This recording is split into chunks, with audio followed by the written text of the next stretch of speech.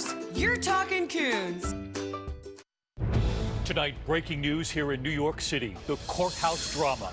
President Trump's personal attorney, Michael Cohen.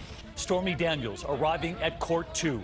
The president's lawyer asking a judge to protect what was seized in that FBI raid. The judge's decision moments ago.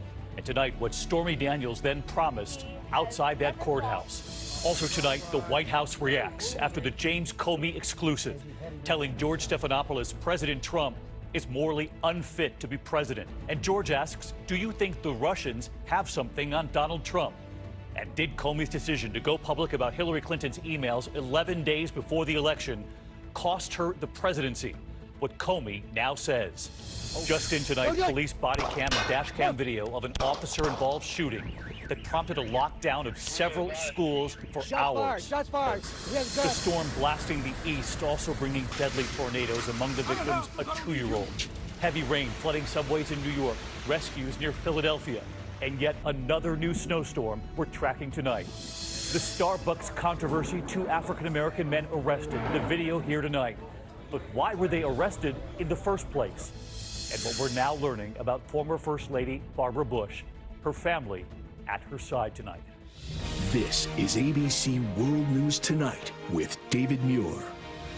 Good evening, and we're back from Beirut and back to start another week tonight. And we begin with the courtroom battle playing out here in New York City today. President Trump's personal lawyer, Michael Cohen, who was raided by the FBI, he's now trying to protect what was swept up in the raid. Also arriving in that courtroom, Stormy Daniels today. It was Michael Cohen who paid her for her silence not long before the election. Tonight, what the judge ruled about those seized records and what Stormy Daniels then vowed afterward when she approached the mic. ABC's Kara Phillips leading us off tonight.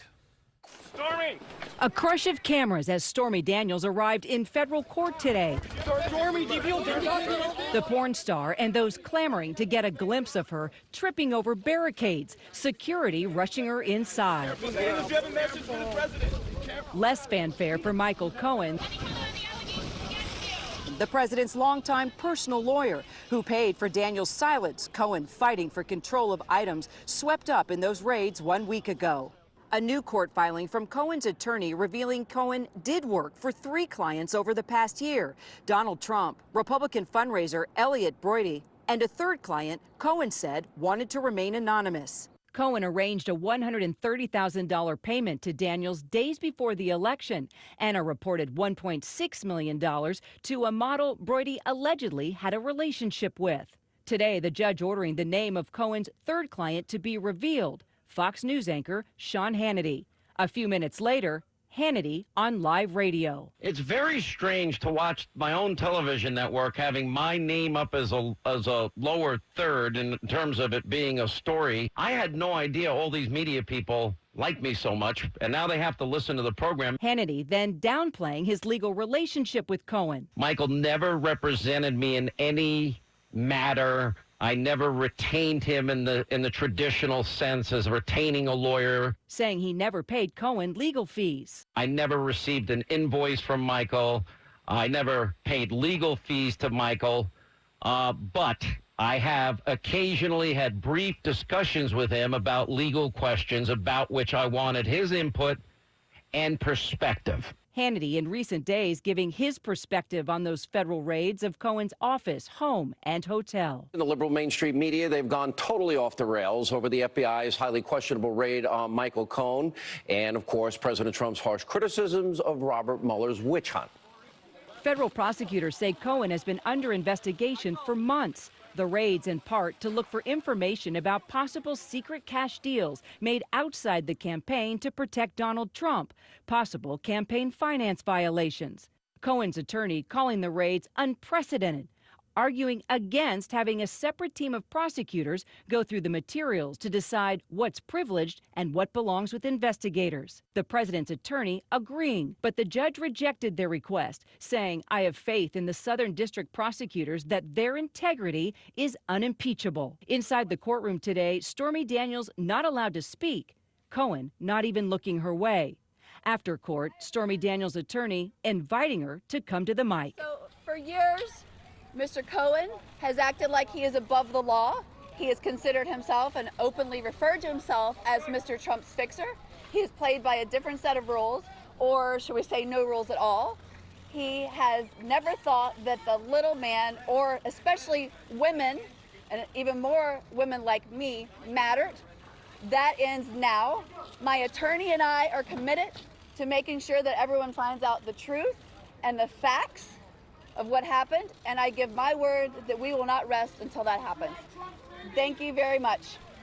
And Kira Phillips joins us outside the courthouse tonight. And as you reported, Kira, we've now learned that Cohen has been under criminal investigation for months. You talked to Michael Cohen today, and we also know that Cohen's been in contact with the president since the FBI raid.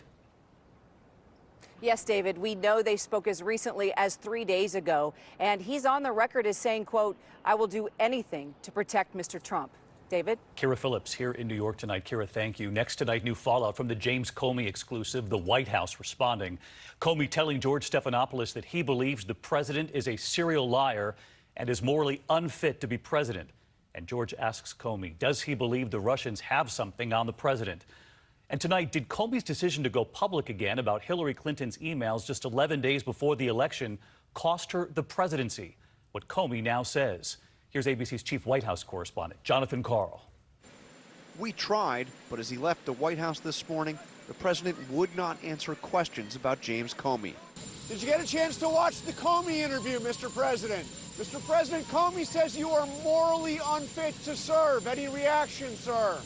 In his interview with George Stephanopoulos, the former FBI director offered a damning assessment of the president. White lives matter! White lives matter! A person who sees moral equivalence in Charlottesville, who talks about and treats women like they're pieces of meat, who lies constantly about matters big and small and insists the American people believe it, that person's not fit to be president of the United States on moral grounds. He's morally unfit to be president.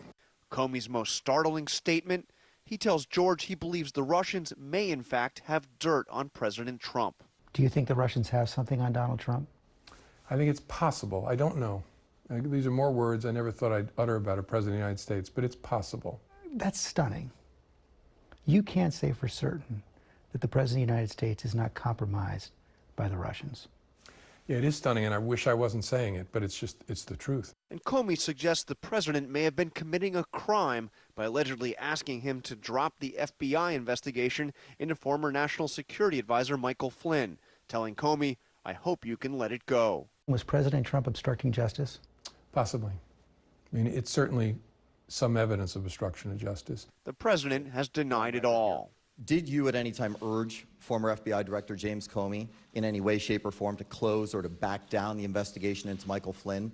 And also, as you look back... No. Next question.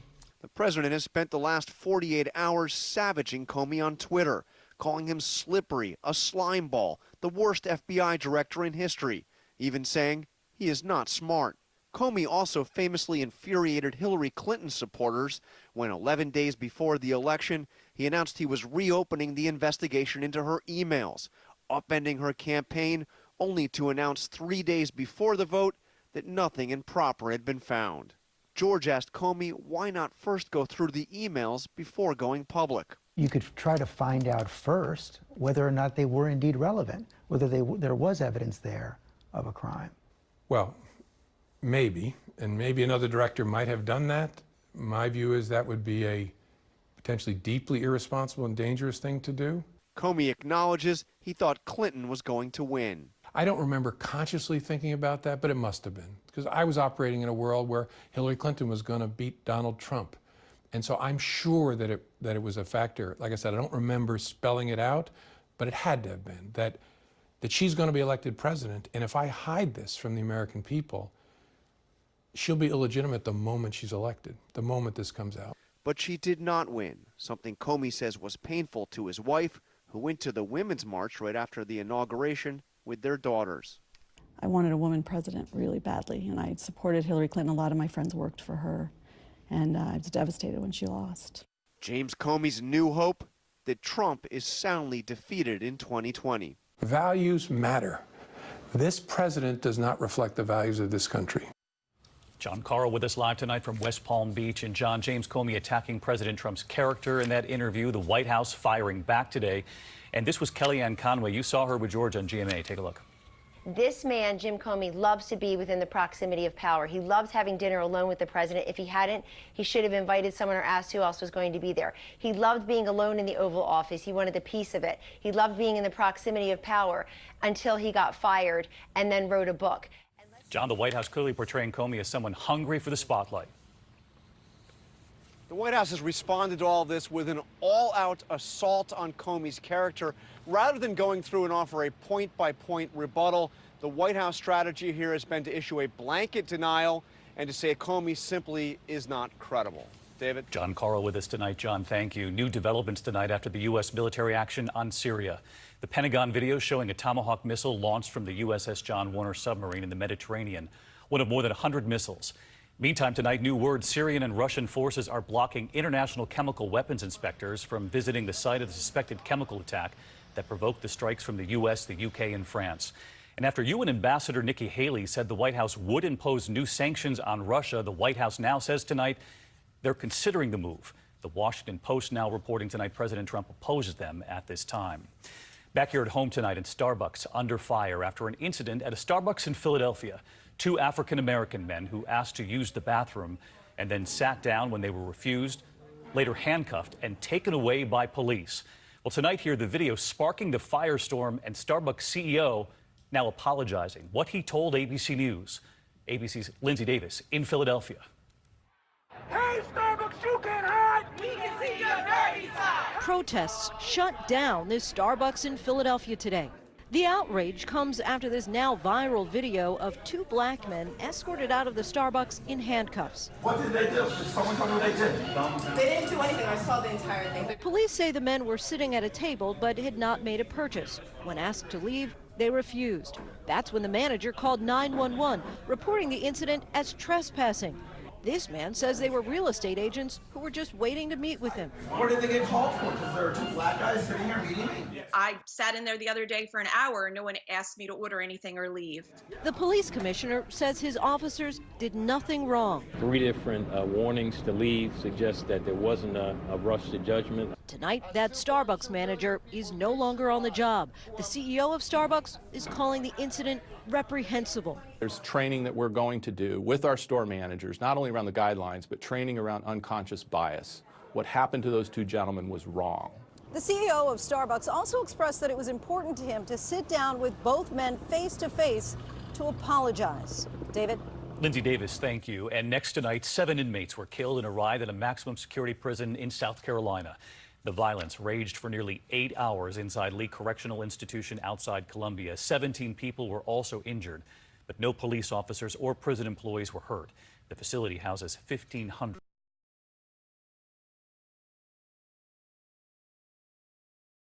Deciding to no longer seek medical treatment.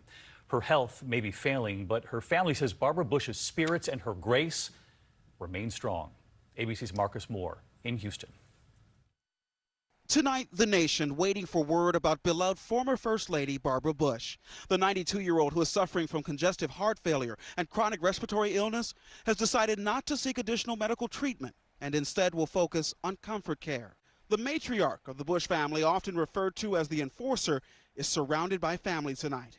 The Bush family saying in a statement, Barbara Bush has been a rock in the face of her failing health, worrying not for herself thanks to her abiding faith, but for others. By her side, her husband of 73 years, President George H.W. Bush. I, George Herbert Walker Bush, do solemnly swear.